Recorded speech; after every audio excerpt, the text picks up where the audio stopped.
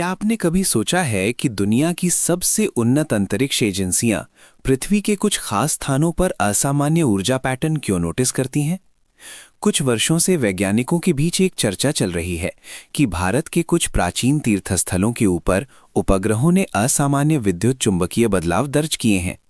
आधिकारिक रूप से इसे सामान्य भौगोलिक गतिविधि कहा गया, लेकिन शोध करने वालों के बीच ये प्रश्न आज भी जीवित है। आखिर इन स्थानों में ऐसा क्या विशेष है? इसी बीच इस वर्ष 15 फरवरी की महाशिवरात्रि को लेकर खगोलीय गणनाओं ने एक अनोखे संयोग की ओर संकेत किया है। ग्रहों की स्थिति, चंद्रमा का प्रभाव और पृथ्वी के चुंबकीय क्षेत्र की दिशा, इन सब का संयोजन एक विशेष ऊर्जा खिड़की बना सकता है। कुछ विशेषज्ञ इसे केवल खगोलीय संरेखण कह रहे हैं, पर आध्यात्मिक परंपराएं इसे चेतना के द्वार खुलने का समय मानती हैं। क्या ये केवल आस्था है या विज्ञान अभी उस रहस्य को पूरी तरह समझ नहीं पाया? प्राचीन भारत में शिव मंदिरों का निर्माण यूं ही नहीं हुआ था। उनकी दिशा, उनका स्थान, उनकी ज्यामिति, सब कुछ किसी गहरी समझ पर आधारित प्रतीत होता है। कई ज्योतिर्लिंग ऐसे स्थानों पर स्थित हैं जहां भूचुंबकीय रेखाएं मिलती हैं। आधुनिक उपकरण इन क्षेत्रों में सूक्ष्म ऊर्जा परिवर्तन दर्ज करते हैं। शिवलिंग की आकृति पर ध्यान दीजिए। ये न तो पूर्ण गोल है, न ही कोणीय। ये एक संतुलित अंडाकार रूप है। विज्ञान की भाषा में ये संरचना ऊर्जा को केंद्रित करने के लिए उपयुक्त मानी जाती है। क्या ये संभव है कि हमारे पूर्वजों को ऊर्जा के प्रवाह का ज्ञान था? महाशिवरात्रि की रात को जागरण क्यों? रीढ़ सीधी रखने पर इतना जोर क्यों?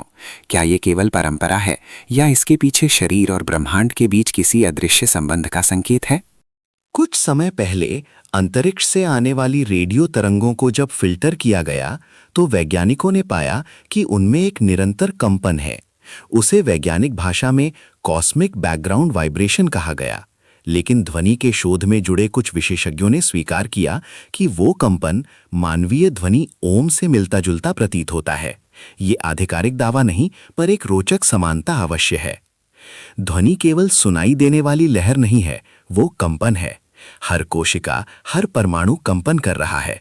यदि ध्वनि सही आवृत्ति में उत्पन्न की जाए तो वो शरीर की ऊर्जा पर प्रभाव डाल सकती है। यही सिद्धांत मंत्रों के पीछे बताया गया है। महामृत्युंजय मंत्र, जिसे अमृतत्व का मंत्र कहा जाता है, केवल शब्दों का समूह नहीं है।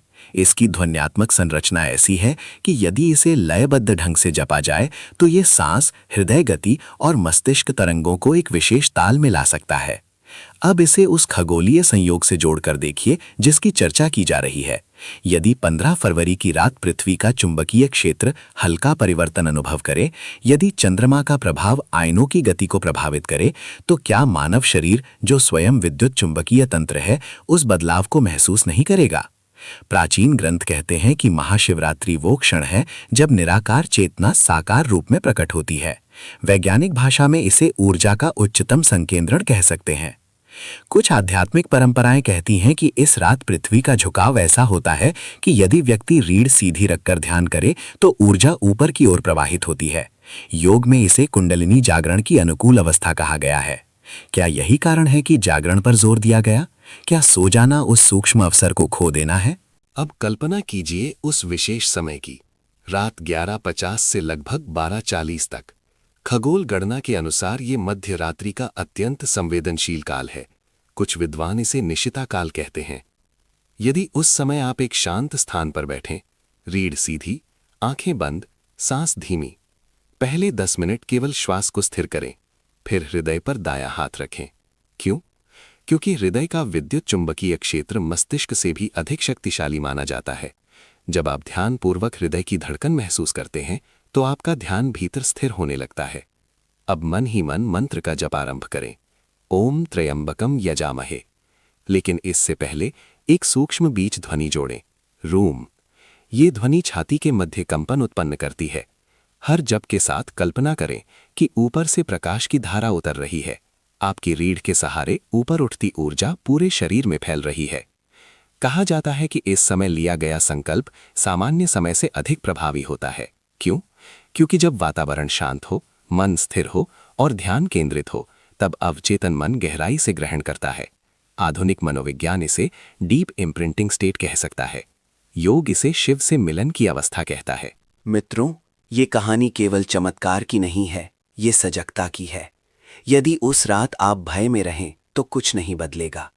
यदि आप केवल अनुष्ठान करें और मन भटका रहे तो भी परिवर्तन नहीं होगा।